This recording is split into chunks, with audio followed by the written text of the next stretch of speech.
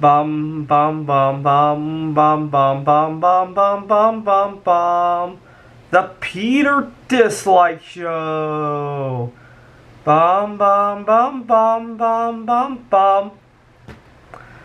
So I teach at a community college now, and a couple weeks ago, I heard my colleague arguing with a student. The student needed an extension for one of his homework assignments, and the reason he needed the extension was because he was thinking about moving out of.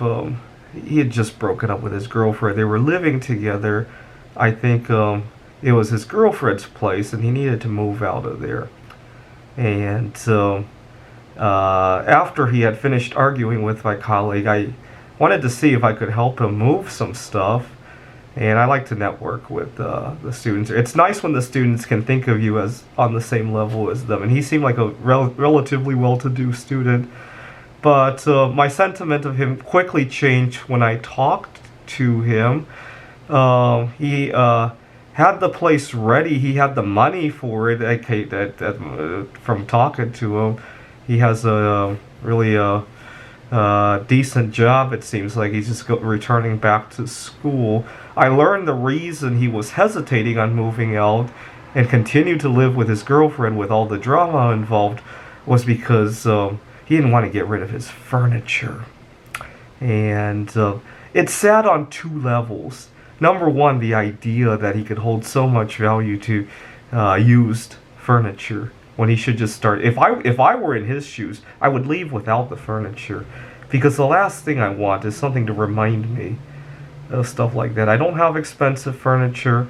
I've never had any expensive furniture for that reason. If I can afford to buy it, I can afford to throw it away. Let's put it that way. So I keep musing about how 2 months from now I'll be a billionaire. I'll probably buy better furniture, but it'll still be in the range of throwaway furniture for me. But apparently that's not what he does. Or maybe he does.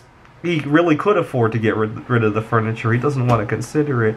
The second thing that came to mind was he has so little love in his life that he has to hold his emotions to furniture. He's never had a love story with himself. He's never had a serious hobby that he could feel affection for.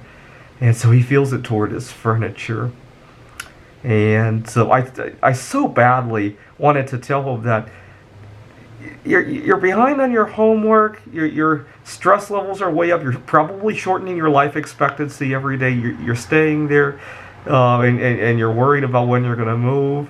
And I don't know. It might be costing him money in some regard. Every day that he delays this, all just to save some used furniture. Your furniture or your life. I wanted to say that in my mind. I screamed your furniture or your life. I didn't scream it at him, but I screamed it in my mind.